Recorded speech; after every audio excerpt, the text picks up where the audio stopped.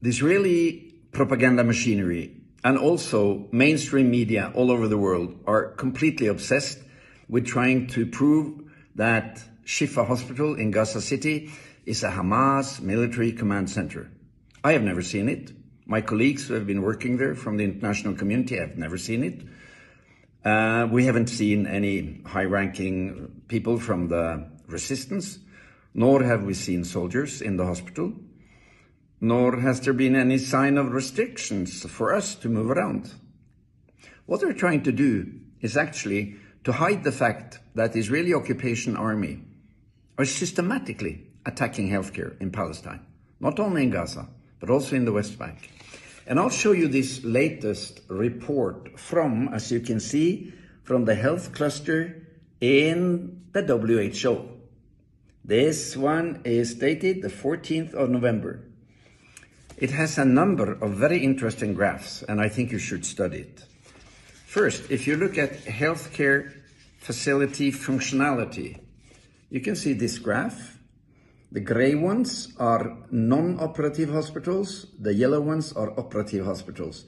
And the graph starts here on the 8th of October and it's ending here on the 14th of October. And you can see how there has been a steady diminishing of operative hospitals. Actually, today there are only 9 partially functioning hospitals in Gaza.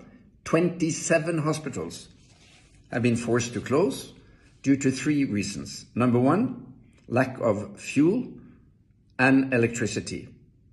Number 2, damages, partially or total, from the Israeli attacks and targeting. Artillery shelling, bombing, any type of attacks. And number 3, lack of equipment and lack of supplies to run a proper hospital. So 9 hospitals are remaining, 27 are already out of function due to Israeli army attacks. Next page, health attacks during the last 4 weeks plus. And the number of health attacks are here described in Gaza and in the West Bank. And there has been, there has been 152 attacks on healthcare in Gaza during these 4 weeks by the Israeli occupation army. In the West Bank, there has been 158 attacks. In Gaza, the Israeli occupation forces have damaged 38 ambulances. In the West Bank, 129. In Gaza, they have killed 198 healthcare workers. And you can see the number and you can see the professions. 31 doctors, 68 nurses, 20 paramedics, 26 pharmacists, and 14 lab staff. These are heroes killed by an occupation army, which is actually representing nothing less than state terrorism. So my point is, Shifa is used as a smokescreen to hide the fact that the Israeli army is constantly attacking healthcare services, both in the West Bank and in Gaza. This is completely illegal according to the Geneva Convention. Hospitals, ambulances, primary healthcare clinics are shielded objects in any armed conflict, and so are health personnel. So here's the question.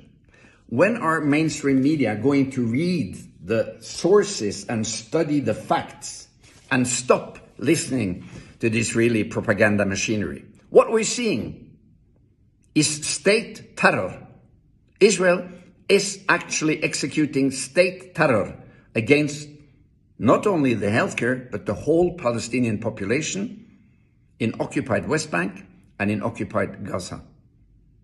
The silly attempts to try to show that Rantisi Cancer Hospital for Children in Gaza, the Turkish Hospital for Adult Patients with Cancer in Gaza, Al-Quds Hospital and Shifa Hospital are command centers. It's beyond stupid.